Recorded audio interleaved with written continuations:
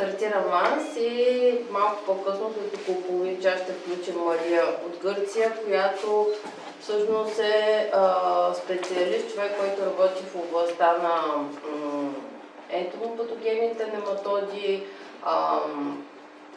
има много опит и практика, може да ви обясни по-подробно за какво става въпрос.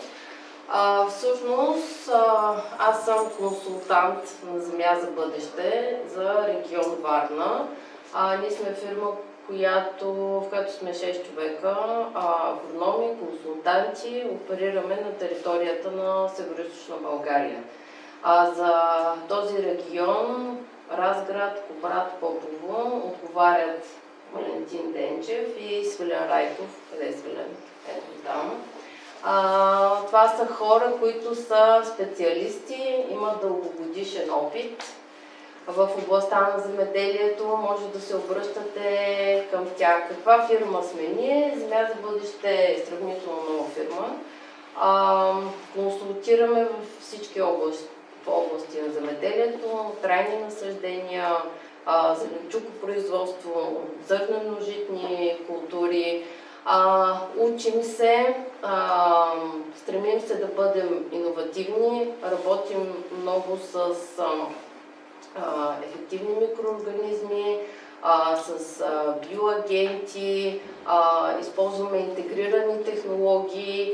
Въобще стремим се да бъдем в крак с времето. Всички ние от екипа се занимаваме с земеделие, аз включително. Тоест не сме само търговци, ами сме истински земеделци, както сте вие. И считам, че е необходимо да бъдем една общност, да спомагаме, да разменяме информация, ние да се учим от вас, вие съответно да се учите от нас, за да вървим напред. И да използваме нови методи, стратегии, технологии в култивирането на нашите насаждения. И какво? Ние трябва да се справим, имаме предизвикателства с много болести и неприятели, нали така? За да можем да се справим с тези болести и неприятели, ние трябва да опознаем, да ги опознаем добре, да открием техните слаби страни, да можем да имаме стратегия и докато се справим с този проблем, всъщност да осъзнаем, че ние сме променили своята тактика, ние сме променили нещо, така че да имаме отличен резултат. Нашата идея е вие фермерите да печелите пари, да има смисъл това, което правите и се надяваме да бъдем полезни в тези ваши цели, които съвпадат с нашите. Така че днес темата е черна златка, която всъщност е един от най-опустошителните вредители по овощните насъждения. Това, което ще направя е да ви направя лека интродукция към това какво всъщност е черна златка и къде е нейното местообитание. Както ви казах, тя е ключов вредител основно по насъжденията от череши, праскови, кайси, бадем, сливи, зарзала и други такива. Къде се населява най-много? Къде е нейната популация? Нейната популация е най-вече в Южна Европа, Северна Африка, Близкия изток, районите на Черно и на Каспийско море. Все повече напредва в северните региони поради изменянето на климата. Всички знаете, че климата се променя, става все по-топло, имаме все повече години с сериозно засушаване и това не е факт, нали? Това не подлежи на коментар. Тъй като черната златка е термофилно насекомо, тя започва да се премества все по-на север. Защо? Защото северният умерен климат става все по-топъл. Нови популации на черна златка са регистрирани в югозападна Румъния на границата с Сърбия, т.е. до България. Тя все повече настъпва към нас. Много е типична в Южна България, но доста често аз лично работя с фермери, които имат сериозни популации в нашия регион, т.е. в Североизтока. В Испания от години нанася сериозни щети. В Северна Италия по същия начин са регистрирани популации, които отиват все по-на север и по-на север. Тоест, тя започва да създава сериозни проблеми и да се разпространява повсеместно. Така, какви са бъдещите прогнози за популацията на черна златка? Има едни учени, които да са живи и здрави, се насочват към това да изследват вредителите, да изследват тяхната плодовитост, популации, въобще да помагат на нас, фермерите, да се справяме и да взимаме адекватните решения. Какви са бъдещите прогнози за популацията на черна златка? Тоест тя да има една доста сериозна преживяемост през зимата, да е устойчива, тъй като нашите зими в България и въобще по целия свят започват да стават все по-топли. Тоест тя е много устойчива. Намалява се времето и за възпроизвеждане, тъй като става все по-топло и на нея ни трябва толкова дълъг период на възпроизвеждане. Възрастните започват да се появяват много по-рано от очакваното. Тя обича топлото време и климата се измества. Топлите месеци стартират през април, в зависимост от годината, и тя започва да се появява все по-рано на нашата територия. Става все по-плодовита, тъй като е много по-топло и респективно има по-голяма популация и разпространение. Тоест, ние имаме проблем. И за да можем да решим проблема, трябва да знаем всички тези неща и да реагираме адекватно. Така, сега ще ви кажа за жизнения цикъл на черна златка. Както казах, когато се стопли края на април, началото на май и стане 23 градуса, те започват да летят. Окей? Тогава са цъфнали нашите градини, всичко е прекрасно, красиво и тя започва да се храни. Когато се нахрани едно хубаво, черната златка започва да мисли за любов и започва да копулира.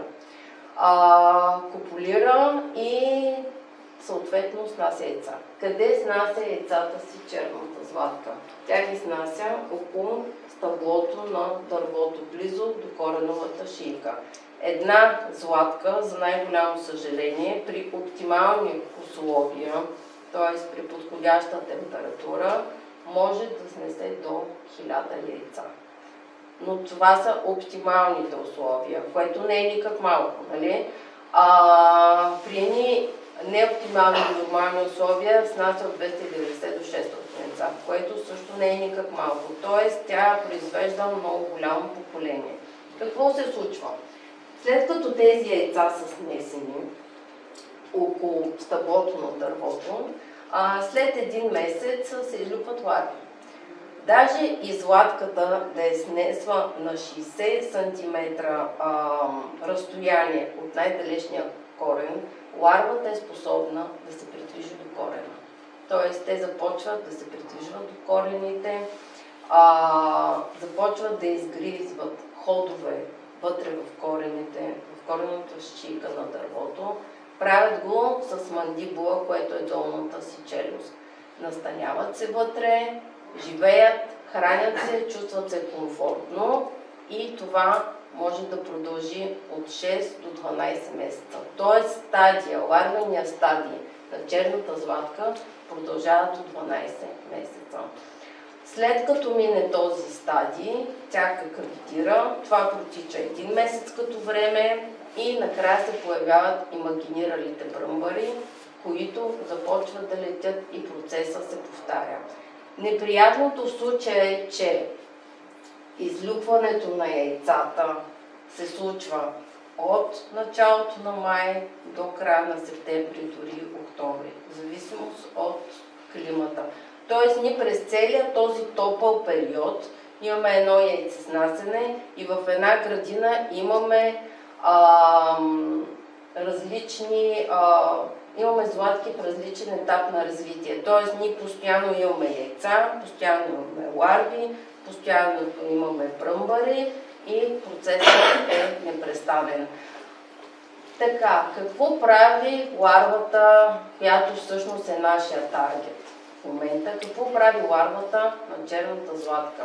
Както ви казах, гризе ходове долу в корените на дърветата и една ларва, само една ларва, може да унищожи едно младо дърво за една година.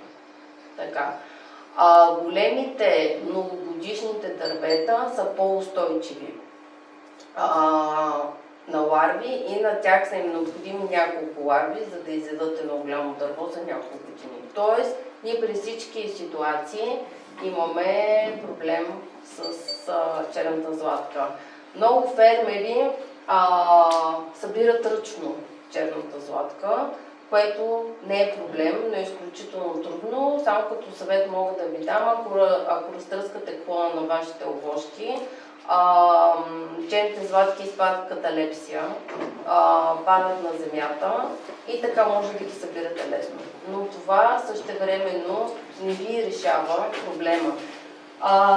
Черната златка, може би сте я виждали, за тези, които не са я виждали, да знаят, че има дължина около 3 см, яйцата са около милиметър и половина, трудно да са с просто око, а ларвата може да достигне до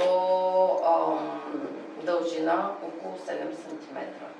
Тоест, ние имаме един неприятел, един вредител, който е много устойчив, развива се постоянно, много му харесва тук и продължава да напредва все по-насевер. Така че трябва да мислим за това какво ще е разумно да направим. Какви симптоми и вреди нанася черната златка по овощните насаждения? Както казах, храни се с цветовете, унищожават цветовете, храни се с дръжките на листата, започват да пожълтяват листата, нарушава сокодвижението на дървото и съответно изсъхват младите клонки, след това изсъхва цялото дърво. Тоест ние имаме сериозни икономически щети след 3-4 години. При първата поява на златките, след 3-4 години може да имаме сериозни икономически щети на цялото стопанство. Имайте предвид, че черната златка прелетява на разстояние от около 200 метра. Ако в съседство имаме неподдържани градини, което всъщност е сериозен проблем от популациите на черна златка. Те идват от занемарени неподдържани градини, може да прелети до вашата градина. Така че това е един от основните фактори нейната популация да се разпространява вече по целия свят. Това е един основен фактор. Другия основен фактор са недобрите методи и практики за борбата с този вредител. И именно за това сме се събрали днес, за да обсъдим едни по-добри устойчиви методи и практики за борба с черна златка. Така. До сега, както ви казах, методите за борба с черна златка не са толкова ефективни. Т.е. използват се неселективни или селективни инсектициди, било то химични или биологични. Няма никакво значение. Масово, както и вие предполагам, използвате перитроиди, които знаем, перитроидни инсектициди, които знаем, че при високи температури, когато се използват при високи температури, формулировката се разпада. Тоест, ние имаме пикове на черна златка в нашите градини при много високи температури. Тя е най-активна и снася най-много яйца при температура 30-35 градуса. Тоест по това време ние не сме в нашите градини или сме на работа или пием бира на плажа, а тя работи, тя е в градините. А когато пръскаме с перитроиди сутрин или вечер, тя вече се е скрила. Тоест ние не можем да обхванем всички черни златки, които са в момента в нашите градини, с пръскане, независимо било то химични или биологични инсектициди. И затова ние трябва да намерим някакъв безвреден, ефективен и устойчив метод за справяне с нея. Именно на помощ в тази ситуация идват ентомопатогенните нематоди. Те са безвредни, ефективни и устойчиви. Т.е. те работят дългосрочно. не вредят на растенията, не вредят на вас. Те са таргетирани и селектирани само към неприятеля.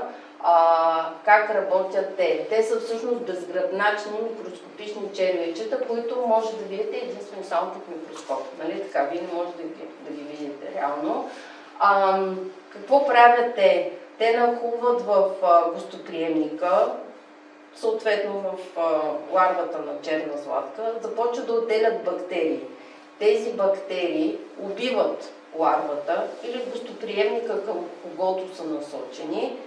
След като той умре, те продължават да се хранят, докато изчерпат хранителните вещества. След като изчерпят хранителните вещества на този гостоприемник, се насочват към следващия.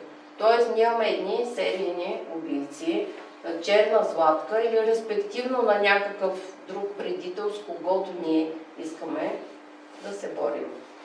Така че в момента, днес, нашия акцент е насочен към ентомопатогенните нематоди. Има варианти, в които фермерите, или са хубави варианти, да се направи една интегрирана защита. Т.е. да използваме инсектициди, да използваме и нематоди, да използваме и други методи, така че да имаме една абсолютно цялостна технология, която да обхване този вредител, да обхване периода от яйцеснасяне до какавидиране и имагиниране на пръмбари. Затова е много важно да знаем какво правим, как го правим, да бъдем целенасочени и да използваме подходящите препарати. Така, сега тези нематоди, които използваме и които се използват принципно за черна златка, се казват стейнерма.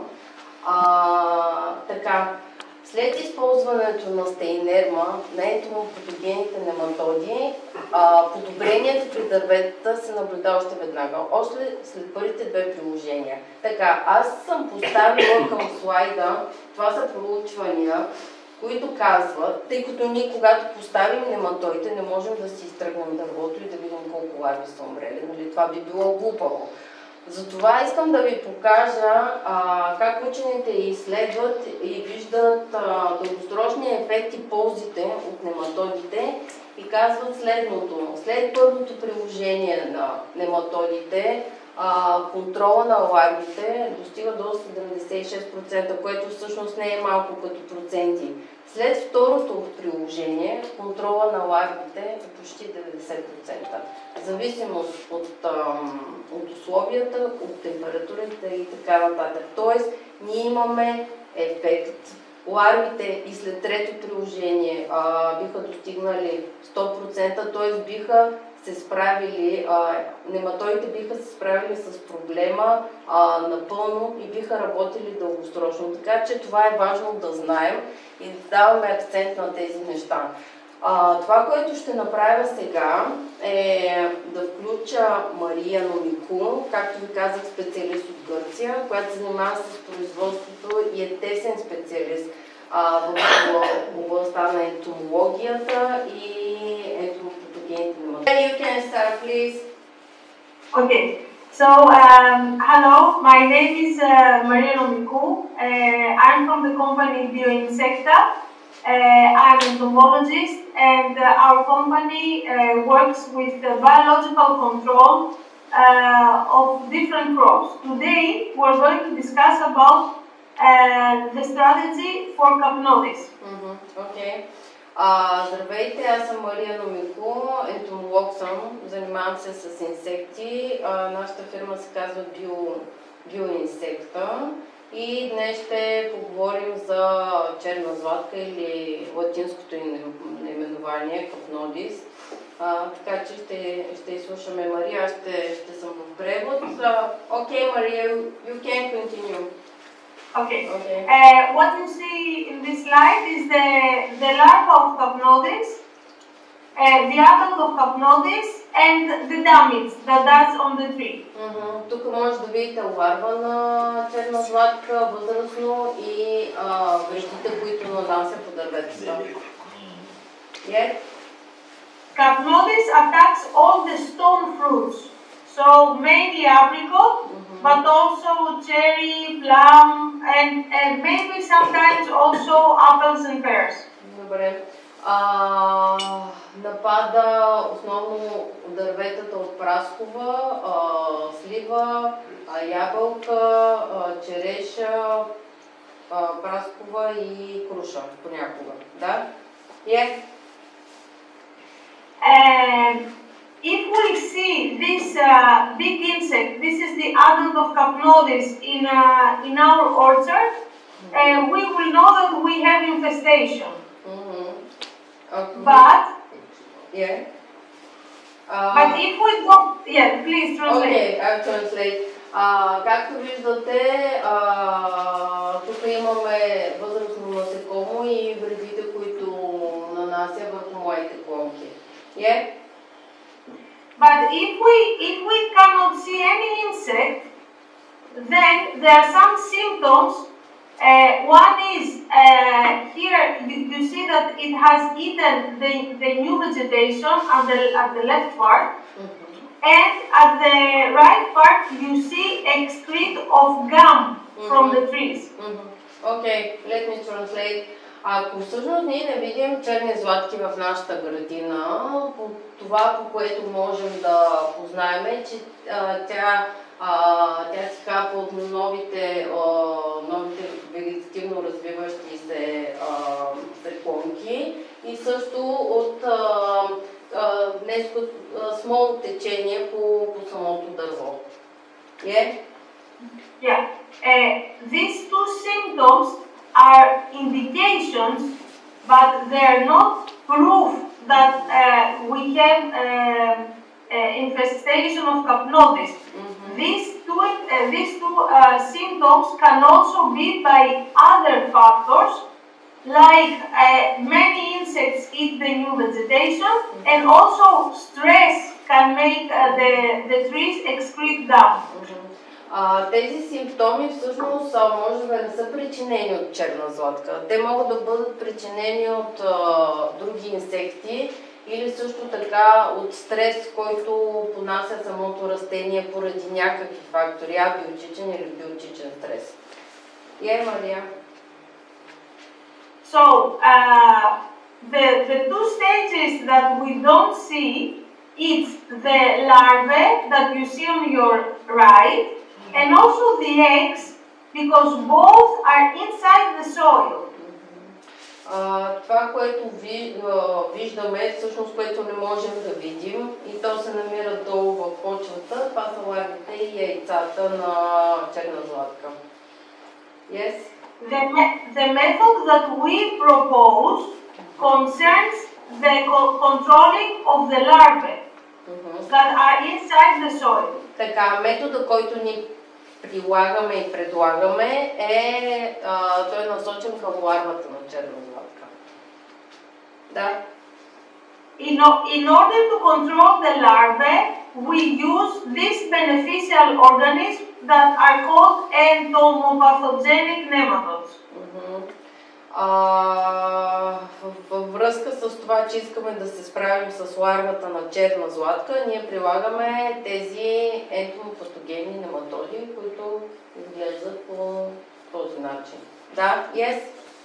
In this photo, you see the entomopathogenic nematodes inside the insect, like spaghetti.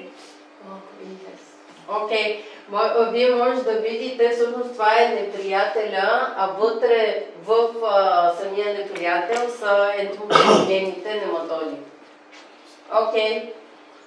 These nematodes are beneficial and they live inside the host. That can be Capnodis, can be the codling moth, can be thrips, can be tuta, and they reproduce inside these hosts.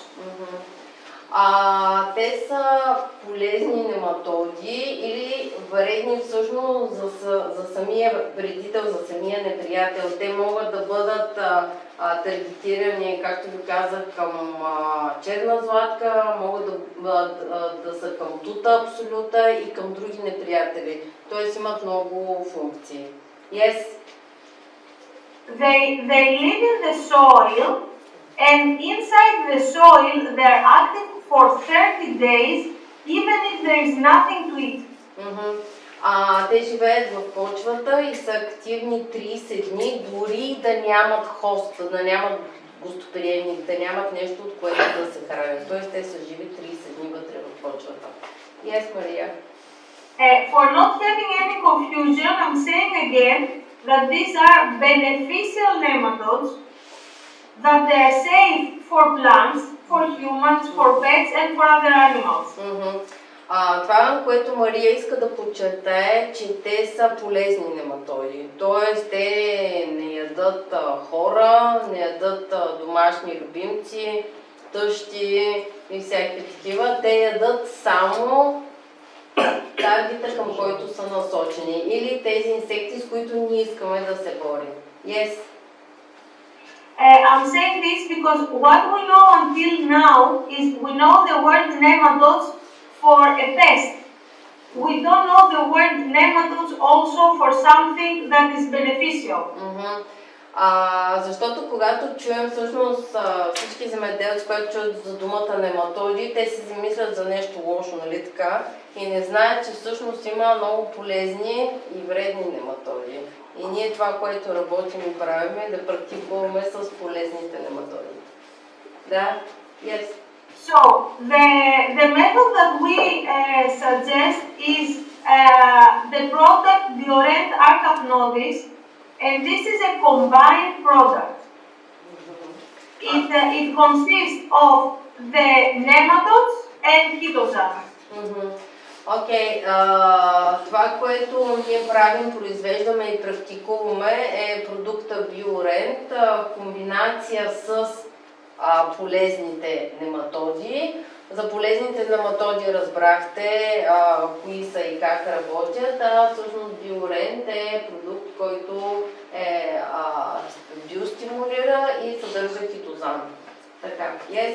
So, one part of the product is a bag with powder that has inside the nematodes. The nematodes are from the species Taenia Nematococcus, and the nematodes kill the larvae of Capnodis in the soil. Съдържа прах продукта, разтваря се в вода и всъщност нематодите се вкарват в почвата и така убиват ларвата. Yes. But from our experience, this is not enough. Но от нашия опит можем да ви кажем, че това не е достатъчно всъщност. We need to use it together with Biorent, the nematodes to use together with Biorent for the 3 reasons that I write here. Тоест всъщност ние не можем да използваме само нематоди или само Биорент, винаги трябва да са в комбинация и да се прилагат заедно. И на екрана са изписани 3 основни причини това да се случва и това да е правилната стратегия. One reason is that Biorent activates the nematodes to find Capnodis. Така, първата причина е, че Биорент активира нематодите да открият черна златка. The other 2 reasons concerns the tree. Останалите причини са свързани с дърветата. Biorent gives a message of biostimulation to the tree, and this is a way that it heals the wounds. Биорент праща съобщения към дървото за биостимулация. Така. I'm saying about wounds because Capnodis eats the roots of the tree, and it's not only the problem that these roots disappear. The problem is that it provokes wounds, and from these wounds it's very common to have infection of fungi, Pythium, Phytophthora and other fungi. Всъщност Биорент стимулира дървото, тъй като тези наранявания, които са в корените и които са причинени от черна златка, всъщност биорен, този хитозан, спомага да не навлизат вредни гъби и бактерии към самото дърво, т.е. биостимулира и увеличава защитата на самия корен на дървото, така че то да не е податливо към ларвата на черна златка. And Biorend acts also as a biofungicide for the wounds, killing the harmful fungi like Pythium and Phytophthora. Всъщност Биорент действа като фунгицид и предпазва самото растение, както ви казах преди малко, от болести, свързани с основния щам причинител са гъби и бактерии. Така че той действа и като фунгицид за дървото.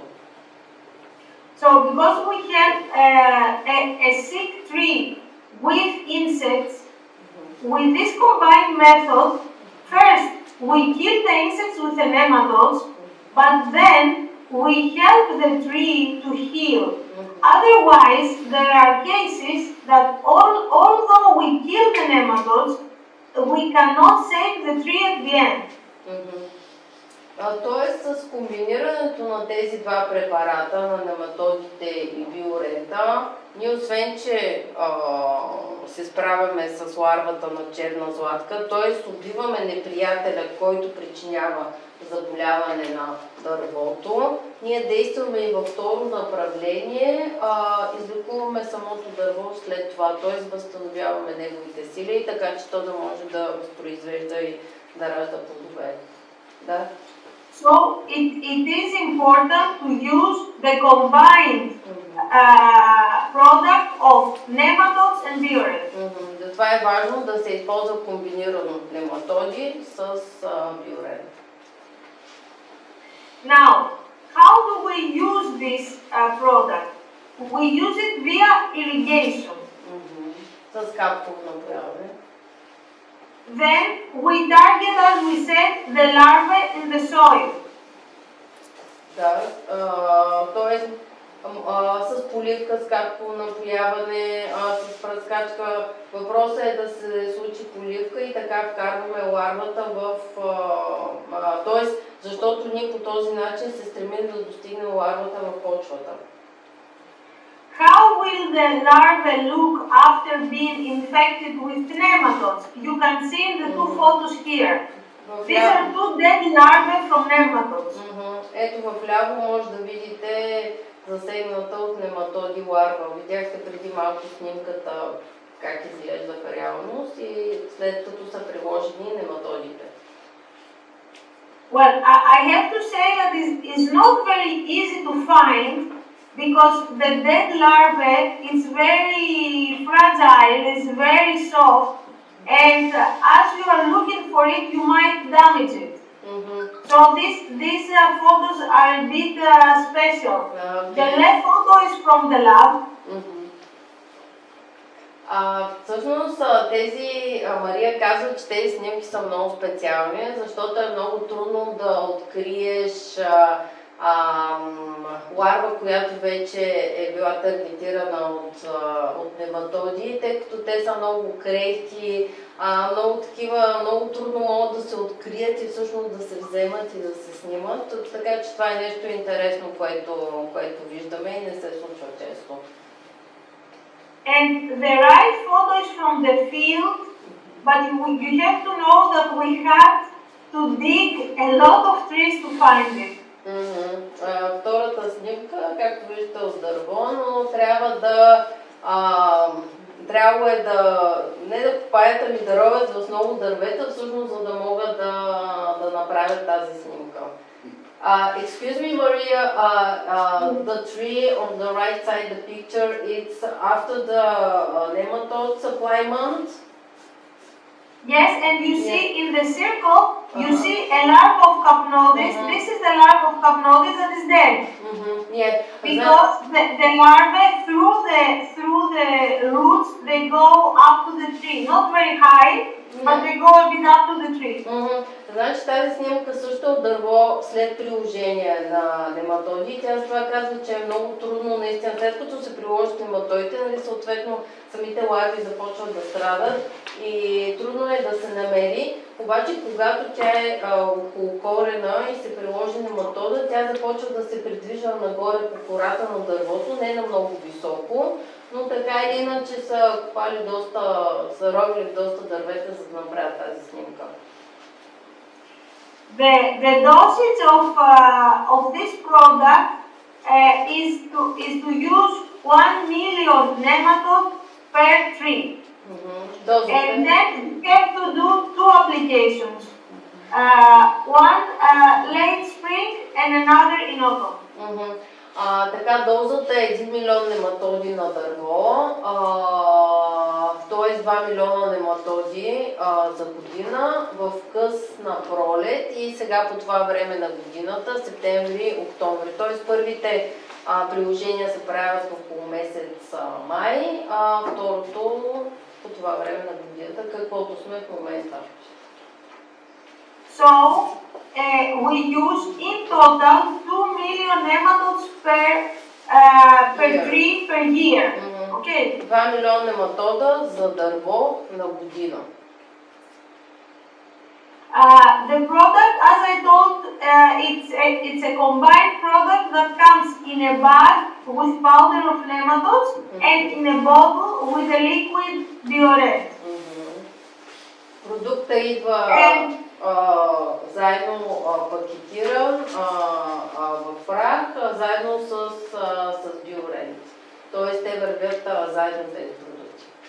And here you can see the packages and how they correspond to the dosages. So the small package of 50 million that is for 50 trees. And this comes together with 250 ml deodorant. Тоест за 50 дървета вие имате 50 милиона нематода и трябва да приложите 250 мл от продукта Биоред. The other package is 250 million nematodes with 1 liter of deodorant and it's for 250 trees. Тоест, виждате 250 милиона нематоди за 250 дървета плюс 1 литър биорент. Това при някои градини може да стигне за 4 декара овощна градина, в зависимост от насъжденията. And the biggest package is with 500 million nematodes and 2 liters of biorent that you use it for 500 trees. Да. И това е третия пакет от 500 милиона нематода и 2 литра биорент за 500 дървета. This is an average dose, and in case that the trees are not productive and they're very young, like 2-3 years old, that they're very young, or they are in a very dense system of palmetto, you can use maybe a bit lower dosage, so not 1 million nematode per tree, but maybe 0.7, 0.8. Okay. So, 1 милион нематоди е осреднена доза на дърво. Тоест, ако едно дърво е младо, т.е. не е засегнато, развива се добре, плододава добре, ние можем да сложим една по-ниска доза и тя да е 700 хиляди нематода на дърво. Тоест, оперираме в зависимост от това какво е дървото. При едно по-голямо дърво, дозата ще е 1 милион нематода. What you see here is the result after 1 year, so after 2 applications of Bioren, first in autumn and then in spring, you see that although this tree was losing all this branch, you see that after 2 treatments of Bioren, you see that it has recovered. Виждате след две приложения на Биорент, на технологията, каква е разликата при дървото. Това са снимки от Гърция, предполагам. This tree here looks quite healthy and green, but if you take a closer look, it was infested with Capnodis. And with Bioretard, we managed to get that it has a better condition, as you see. So Capnodis was killed and the tree has recovered. Видимо, тези дървета така отдалече на пръв поглед изглеждат добре, но ако се загледаме по-подробно, може да видим от снимката проблемите, които има по ствола на дървото. С приложение на Биорен, съответно, този проблем е решен, тъй като, както казахме, той е биостимулатор, който повдига имунната система на дървото. And just to sum everything, what we propose is two treatments of Bioren R, one in the end of spring and the other in September, October. We target the larvae, and in every treatment we should do 1 million nematodes per tree. Това, както изговорихме вече, това, което предлага Мария, е края на пролетта да се приложат 1 милион нематода заедно с биоренти, септември-октомври също 1 милион нематода в комбинация с биоренти. Това са регистрирани продукти. Да? This method is compatible with whatever crop management you follow. So it's for organic, it's for IPM, but also for conventional farming. Те са приложими и съвместими с абсолютно всички видове земеделие. Конвенционално, биологично, интегрирано, няма никакво значение. Абсолютно безопасни продукти. Могат да бъдат комбинирани също с всякакви други продукти. And because Capnodis has a biological cycle of more than 1 year, we recommend to do these treatments in a sequence of 2 or 3 years. So just 1 year maybe is not enough because there are still Capnodis in the soil alive.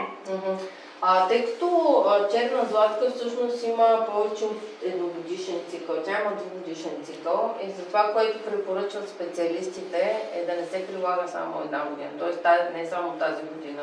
Ако сте приложили май и сега ще прилагате септември, е хубаво поне 3 години. Тъй като, както ви казах и аз, все повече увеличава живота си и живее се по-дълго. Тоест, минимум 2 години трябва да прилагаме тази технология.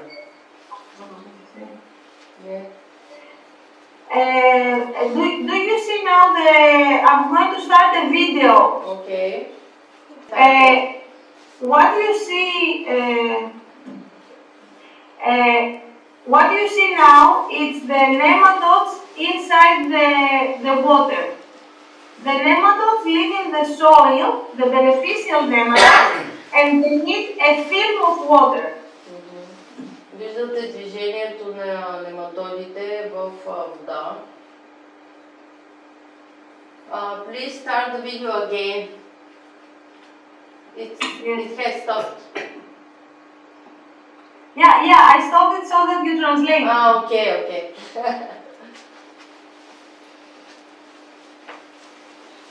So here you see the nematodes in the soil, and they are looking for host. Може ли да питам нещо? Да, разбира се. We have a question, Maria, just for a minute. В началото на вашата презентация ви казахте, че тези нематоди живеят 30 дни. Не, 30 дни. Те са гостоприемни, да. Могат да живеят 30 дни. Добре, ако предположим, че имаме една градина, която още няма зараза, но искаме да се предпазим, ако третираме и веднъж... Да отговоря. Значи, ларвите, които всъщност нематодата, която е в продукта, тя е в една възраст, която се нарича трета възраст, тя е подвижната възраст на нематодата. 30 дни в тая възраст може да изкара без храна.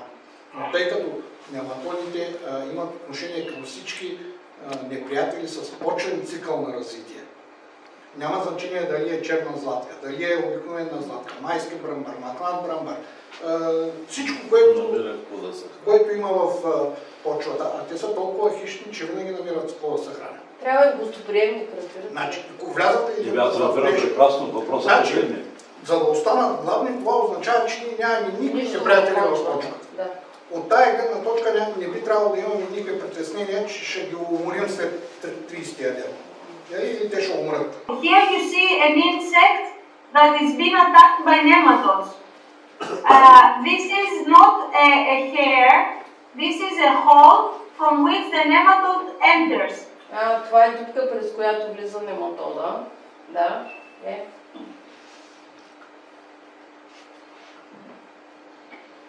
The nematodes enter from all openings, so either from respiratory holes, as you saw before, or from the anus, or the mouth. Така, нематода може да влезе през всякакви отвори, през устата, през ануса, от всякъде. Влиза нематода в самото насекомо.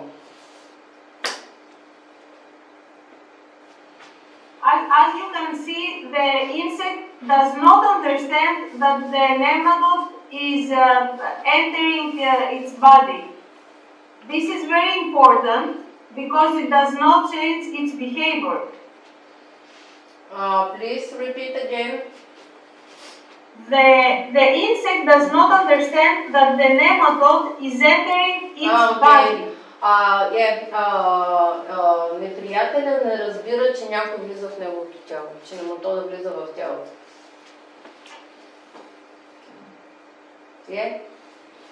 Okay.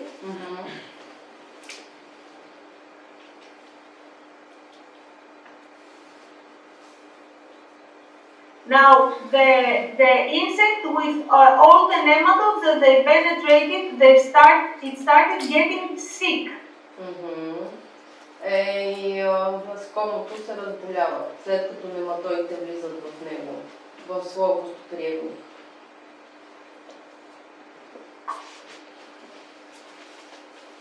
And here you see inside the insect, after being killed, then the nematodes start reproducing inside the cadaver, the dead body of the insect. След като навлязат вътре в тялото, започват да се възпроизвеждат, да се продуцират и съответно да се разпространяват. Here you see the nematodes that they have reproduced. This is the dead insect. Това е мъртво насекомо. Видяхте, предния кадър беше от новопродуцираните нематоди. You see that there are really thousands of nematodes inside its body. Виждате хиляди нематоди вътре в тялото на неприятеля. And at the end, they are released in the environment, in the soil. Така, и след това, след като те се мултиплицират хиляди пъти, се придвижат в почвата, намират другия гостоприемник, реплицират се много и така населяват цялата почва. Yes? With only a film of water, they are able to move and they find the hope. Only if they need a film of water. Excuse me, only if they they need a film of water. Те имат нужда от... And then they have movement. They move. They go to the home. Те имат нужда от вода, за да се придвижват и за да си търсят гостоприемниците. Okay. And that's the host, and they go then to another host. И се придвижват към следващия гостоприемник. Okay. So, I don't know if you have any questions. Имате ли въпроси? Кажете, защото имаме 4 минути. Задавайте. Да, слушам. Сега давате някаква естествена защита срещу черната зона? It's a question from the audience. Do the trees have natural protection from the capnodes? What do you mean natural protection? I mean, if the capnodes do they have managed if the capnodes come and try to damage the tree? Some of the trees, all the trees can be infected. Okay. Do we? No, you know this from nature, also from the people. If there is a disease, if there is a pest, it doesn't have the same consequences to all of us. There was COVID. Some people got sick and they were really sick. They went to the hospital. Some people didn't get sick, and some people. This has to do with the organism. It's not how resistant we are. Естествен подбор. Може някой да имат естествена защита, други не. Все пак става рано долу, нали? Моля? Все пак става рано в корема. Да, но явно някои дървета са по-устойчиви. Според мен, когато са по-добре нахранени, се гледат по-добре, т.е. те са по-малко податливи. В такава ситуация тя цитира и COVID. Някои хора с по-здрава имунна система не се разболяха, а други се разболяха. Други въпроси? Да, слушам. Само чрез капково напояване не може да се Can we only by irrigation system, or we can water, spray and do everything which includes water to apply the nematodes and Biorem? We can do in many Okay, for capnodes, we have to irrigate only. Only irrigate. Okay. Only irrigate because we target the larvae. Тя казва, че черната златка е хубаво да се приложи с капково напояване. С поливане. И с поливане, да, и с поливане, и с капково напояване. Аз само да изясня малко. Става дума за поливка с цистерна. Може да го направите и с пръскачка. И с цистерна. Два пъти в годината. Няма как да стане 2 пъти годишни, той ще живее в водна среда. Как? Не да засушаване. Добре, окей. Може ли само да ще го изкоментираме това, да. Други въпроси имате ли? Каква температура трябва да се съхранят? What is the temperature need to be packages and save the nematodes? I mean in the refrigerator or in... Yes. When they receive the nematodes, the producers should place them in the refrigerator like 4 to 7 degrees. And they can maintain them for like 2-3 weeks, but it's written expiration date on the package. Okay. But it's usually at least 2 weeks. Okay. Между 4 и 7 градуса Целзий в хладилника трябва да съхранявате. И при транспорта. Моля? И при транспорта трябва да разлиш. Ами да, те пристигат в едни стиропорни кутии, т.е. предвидено е това, тъй като ги използваме и също така има срок на годност. И трябва да видите до кога, и тъй като това е жив организъм, не може да го държите един месец, въпреки че е в хладилник. Други конкретни въпроси към Мария? It's very important that they remove filters from the irrigation systems. Много е важно да махате филтрите при напояване. Така, And after irrigating with the dilution of nematodes, it's very important that they continue the irrigation with plain water in order to lower the nematodes at the region of the roots. Окей, т.е. вие веднъж като приложите, дали ще е с пръскачка и с капково напояване или с поливка, тези нематоди около стъблото, около корена на дървото, хубаво е след това да се полее, защото трябва да прекъсна връзката, защото трябва да ги вкараме надолу към корена.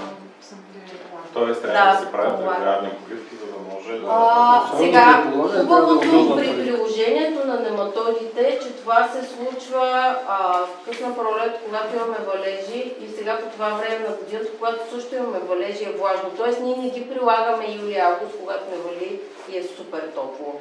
Така че това е едно предимство при прилагане на нематодите. Ако нямаме кратко напояване, ако нямаме адекватна поливка, това не би трябвало да ни спре, да ги използваме, защото виждате, те са милиони. Ние на едно дърво слагаме 1 милион нематод, нали така? Някои от тях няма да оцелеят. Окей, но други със сигурност ще оцелеят, ще намерят своя гостоприемник, било то черна златка или нещо друго, ще се реплицират и ще отидат на следващото дърво. Така че винаги има смисъл от това да се прилагат нематоди. Зимата умират ли? Моля? През зимата умират ли нематодите? Те работят докато имат гостоприемник. Това е. Виждате, влизат в тялото и работят. Това е тяхната работа. Оттам нататък колко от тях оцеляват е отделен въпрос, но това е трудно да се прогнозира. Аз за това ви извадих и проучване, ви показах, че на полеви условия човек е много трудно да разбере. За това... Моля? Дали се изправя? Да, точно така. Затова се гледат визуални снимки, има хора, които реално са доволни от приложението им. И така, но поливка, капково напояване... Мария за мен.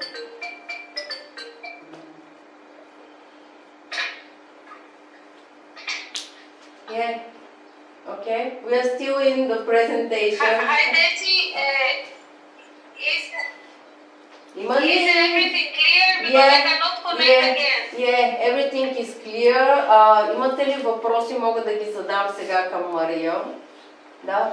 Случайно да има някакви странични ефекти, някакви полезни организми, които атакуват? Тя, Мария, каза вече, не атакува полезни организми. Категорично? Да, категорично. Are they harmful for beneficial microorganisms, the nematodes? No. No. They are not harmful for the microorganisms. Yeah, no. for beneficial. And if that's why I also wrote that they're compatible with many methods, because the only problem that the only product that harms them is a nematicide. They can even be used together with insecticides or fungicides. You understand? Yeah, I understand. Yeah. We don't recommend this, but just to understand, only a nematicide is going to kill them, nothing else. Единствено, те могат да бъдат приложени с инсектициди, фунгициди не е проблем, единствено с тези, които са насочени към вредителите. Само нематоцидите. Само нематоцидите са пречат. Така че да, но всичко останало е съвместимо. Okay, thank you, Maria. Thank you for your second calling. So, thank you very much. We'll see you later. If they have more questions, they can write you and forward to me, and then we reply them another day. Okay. Ако имате въпроси, задавайте ги на мене. Аз ще ги препратя към нея и тя може подробно да ми отговори, но общо взето това са основните линии. Приложение 2 пъти в годината с напояване. Бай.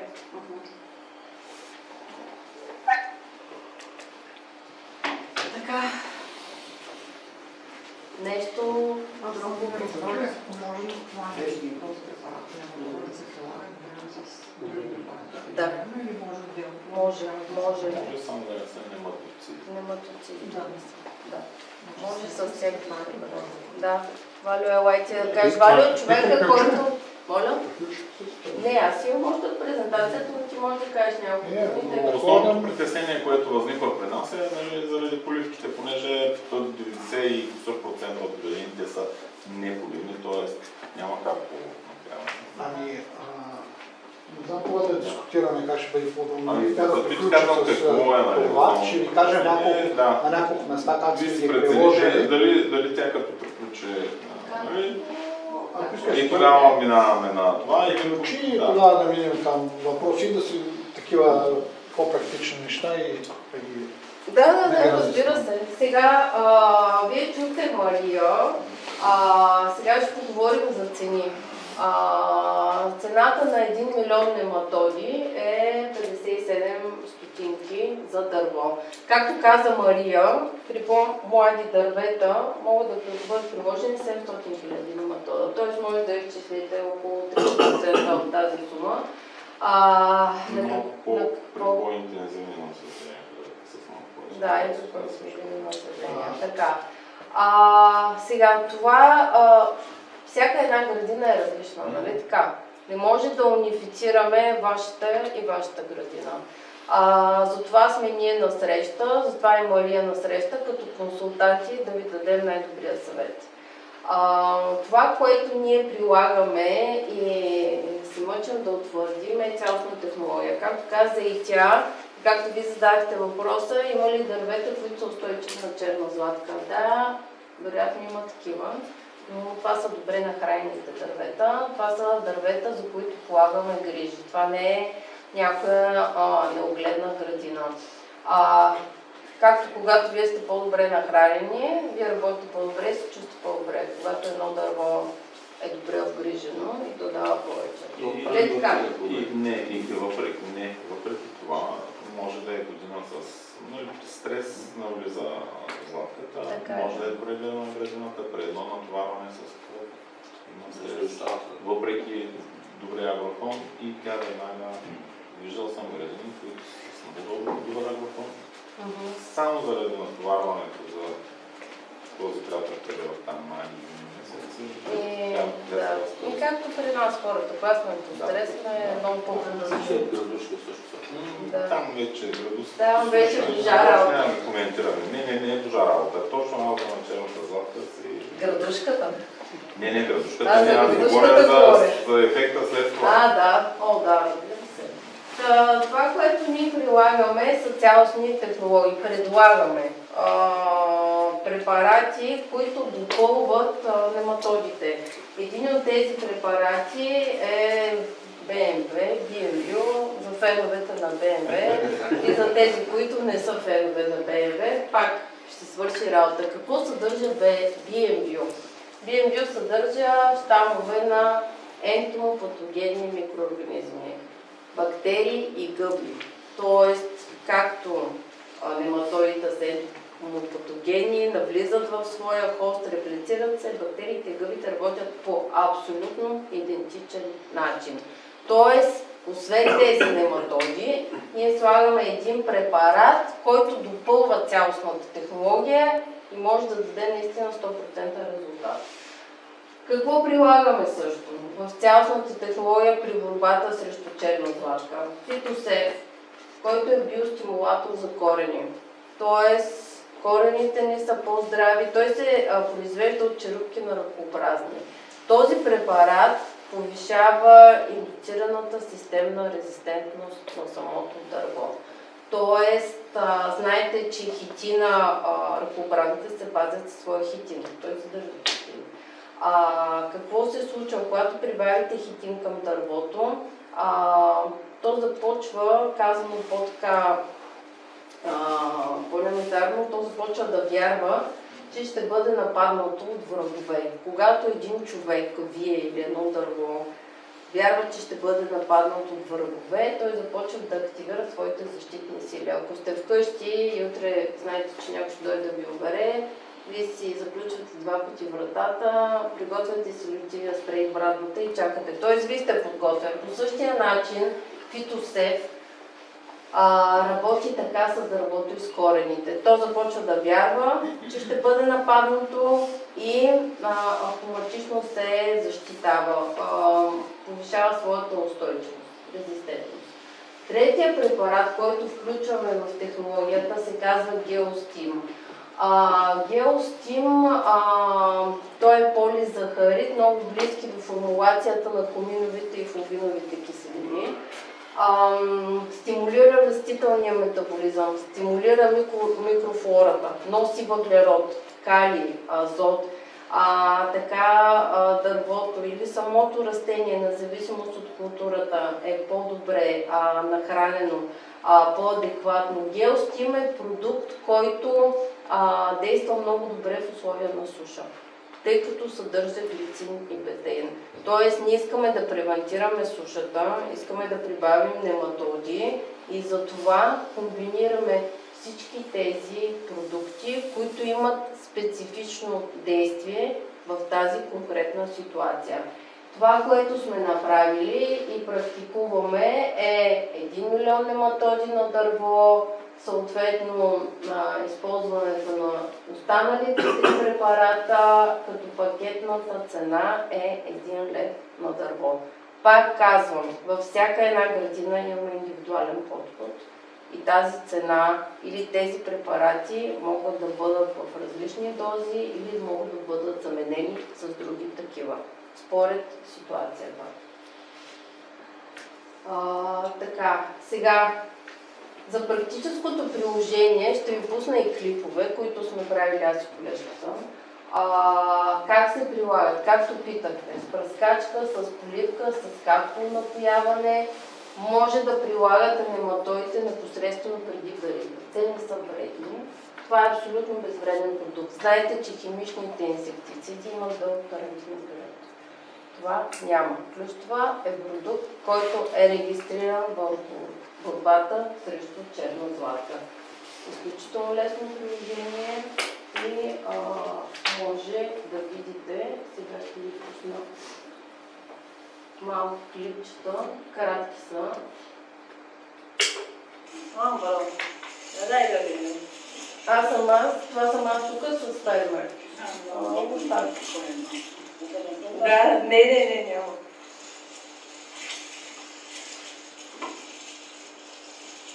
Колко...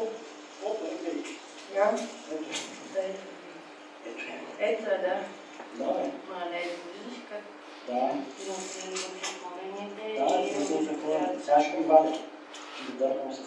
Да, и това между другото емо, като го махнем тук в колено. Задължително, да. Ето ги това е черешова градина на един овощар от района на Нови пазар. Ето. И тук как бива черна златка. Да, така. И тъй се убива. Само това е названа. Обезглавяне. И сега колежката при друг фермер, как се, ето ги нематоидите, как се разтварят нематоидите. Почти като готварските неща. Нали? Да.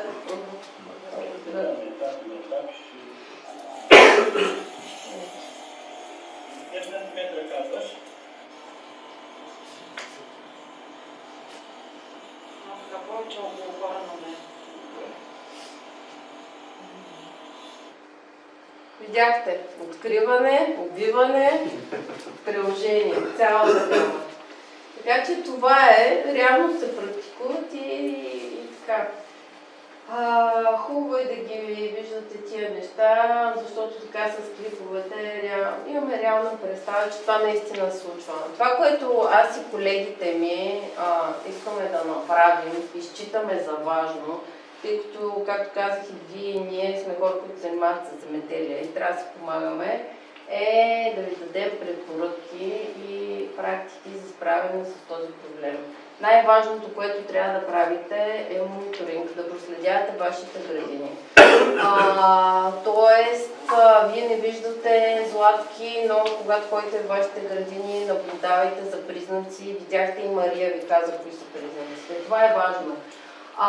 Избягвайте да не дохранвате овошките. Грижете се добре за тях. Както говорихме, когато са добре нахранени, вероятността спада почти до минимум. Пак имаме вероятност да имаме нападение, но те не са толкова податливи. Обработвайте почвата около стъблото с подходящите препарати. Поддържане на... Да? около стъблените обработки на почвата, опалането пречат? Не мисля, че пречат. Поддържане на влага, доколкото е възможно, разбира се. Някои са неполивни. Това, което аз бих препоръчала е след поливка да бъде мулчирано около стъблото. Предполагам сте чували около стъблото на дървото. Това много помага от личен опит, ви казвам, да се задържи влагата. Отстраняване на заразените растения. Естествено, тези, които вече са свършили курса, тези, които могат да бъдат спасени, да, те трябва да бъдат третирани. И прилагане на интегрирана защита, това е моят личен съвет, с инсектициди и нематоди. Вие си преценявате какви инсектициди, но нематодите са новата стратегия, която всъщност е успешна срещу черна главка. Така. Това, което ние работим, аз и моите колеги, е да предлагаме цялостни технологии. Не се занимаваме само с овощни култури. Както ви казах, с зеленчукопроизводство.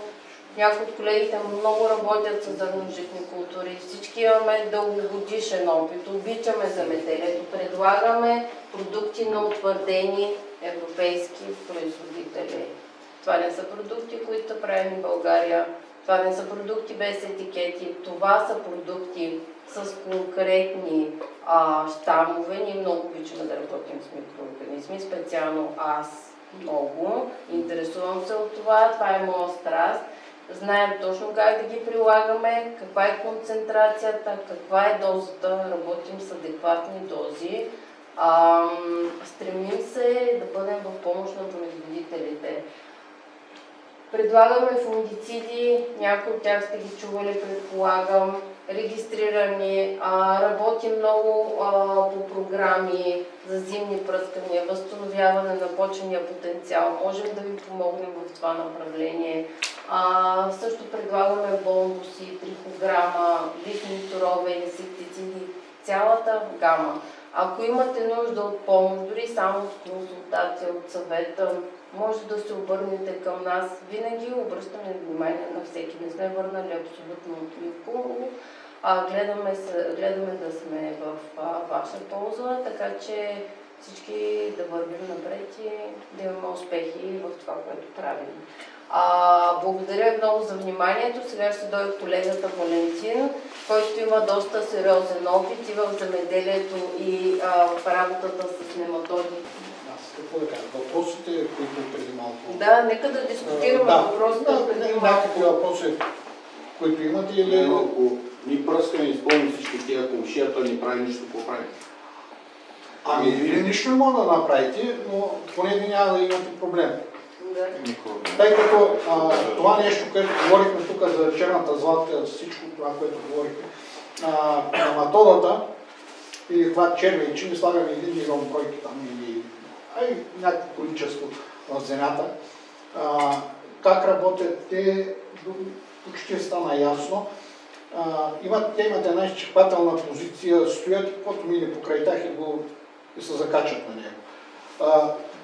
Движат се на около метър, метър и половина, могат да се придвижат, но за да се придвижат на метър и половина им трябва влажна почва.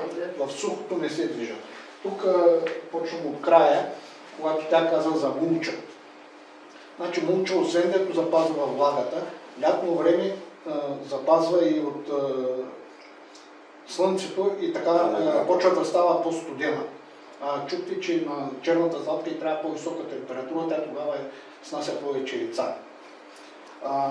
Относно преживяването на нематодата и нейното размножение. Имайте предвид, че една нематода снася 11 000 яйца вътре в гостоприемника.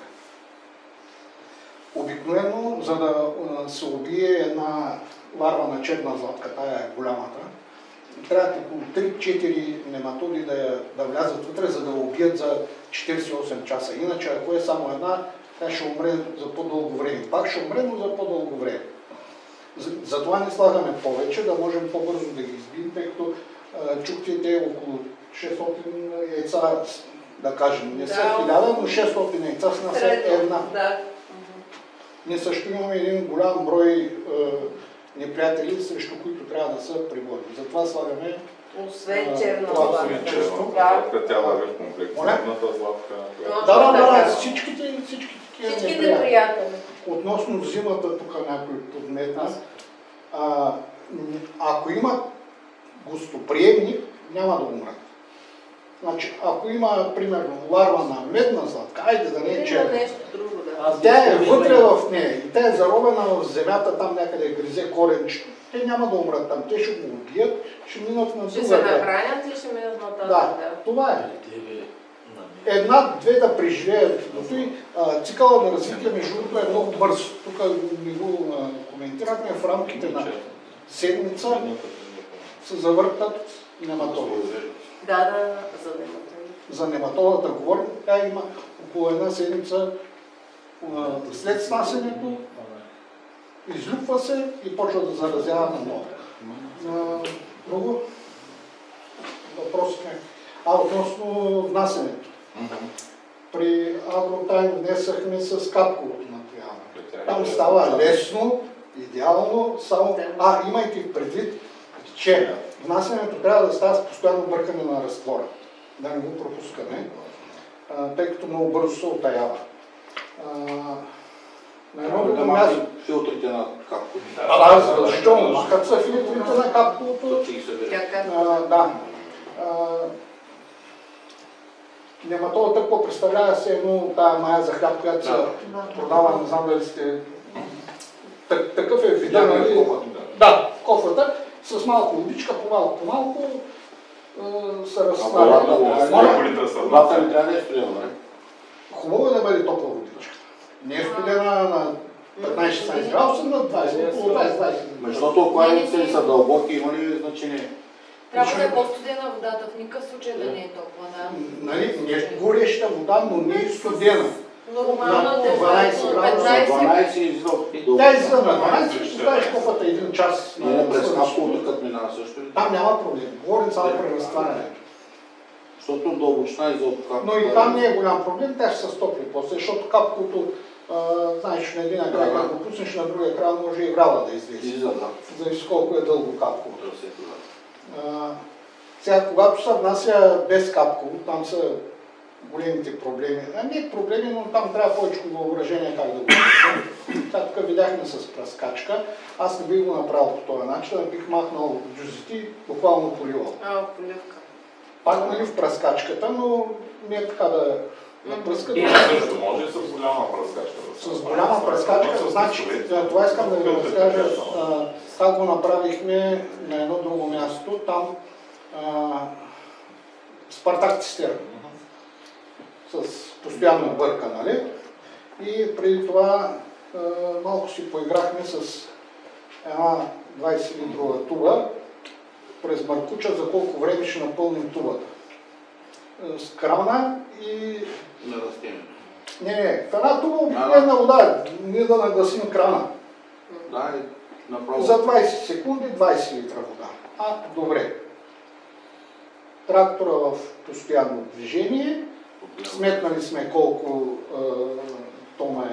литра вода има в това и по 20 литра на всяко дърво. И в 20 литра има ето тук сметката на нематодата.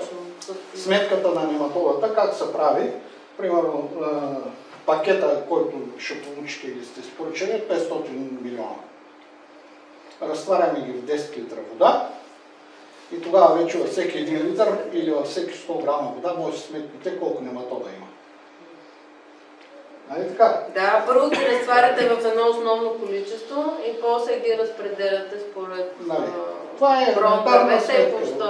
Ако в 10 литра има 500 милиона, в 1 литър ще има 50 милиона, в 100 грама ще има. И вече може, ако е в по-малки дози, но когато се прави примерно с такива неща, които са 2-3 кубика цистерна, нали? Там вече нещата е така. Не е чувствителна към метална колата. Моля, не е чувствителна, няма. Единственото нещо, което може да ги уби, това са нематоцидите, тия препарати. И те колко действат, хората се страдат от нематода. както и да е. Има. Да. Така че други въпроси, нещо? Примерно тази схема може да се ползва през зеленчука вашата? Сега... За дървета, която беше там, за Гелев, който излиза. Нематоди, да. Тя каза, че за тута абсолютно са адекватни. Може, тези препарати са... Но там вече дозите на място ще различни. Там няма да е на корен домат, ще е на оранжерия, да кажем. Тук още нещо исках само малко да уточня. Това, което каза Мария за май месец или внасянето, първото проекта. Тя може би, защото са в Гърция и при тях е малко по-рано. При нас е поне 10 дена по-назад, затова ние отиваме към юни, но най-добрият вариант е да са мониторинга. Кога излизат, почват да се хранят и кога започват популацията. Започват се ранят. Тоест, като видите... Медната златка определено почва някъде в началото на май със Аз си мисля, че когато видите първата черна златка във вашата градина, окей, тя се нахранва, започва да снася, до излюпването на ларвата трябва 30 дни. Тоест, ви трябва да прецените точно тайминга, времето, кога да приложите тези нематоди. Защото ние действаме, Валю, ние действаме срещу ларвата на черна златка. Тук е момента на внасянето, който е, тъй като тя слиза долу да снася. И ако тогава приложим схемата, BMV-то има вероятността да хвани възрастното. Да действаме и срещу възрастното, тъй като ние до тук говорим само за ларвата, възрастното го забравя, оставяме го на химията и на това. Но BMV-то може да убие и възрастното, тя да ги зарази. Така че този тайминг е много важен, както тя каза, 20-30 дена. След първата видима златка. Кога се дохранват и кога се задълга. Тя до колко сантиметров влиза в почвата или не съжда? До кореновата шийка, зависи колко са такова, но не повече. Ние открихме на едно такова. 15 сантиметра. 15-20. Другото, което е за нематодата, пак още един път да подчертаем. Има колко повече вода има, колко повече влага има, толкова е по-добре за тях. Златката обратно, колкото е по-сухо, по-добре за златката. Така че поливането е една от превенцията. На храненето говорихме, там вече естествената защита, корена е по-здрав, малките такова по-трудно ще го прегризат, за да се намъкнат по-добре. Общо взето това са. Ако имате нещо конкретно, което не се сещаме да ви кажем. Питайте всеки въпроси. Има ли идеална поливна норма, за да се получи с нещата? Колко литра на квадрат?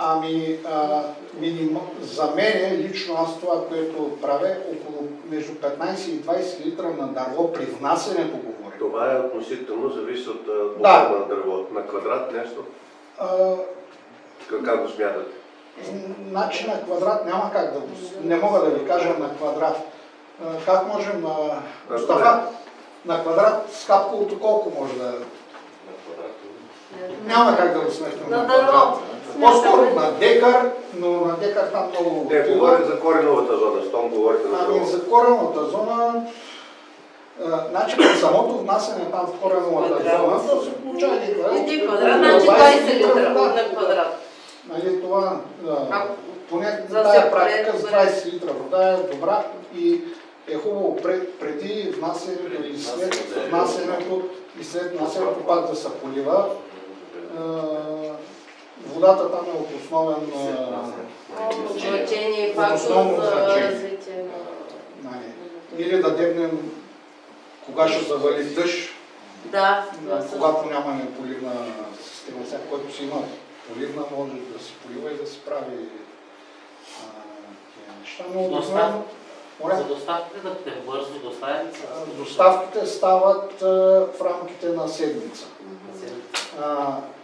Понякога, зависи, понякога стават и по-бързо, но обикновено поръчваме днеска, сряда. Да, идеален ден за поръчка. Вторник. Вторник. Пак също хубав ден за поръчка. Най-рано ще ви бъде следващия вторник.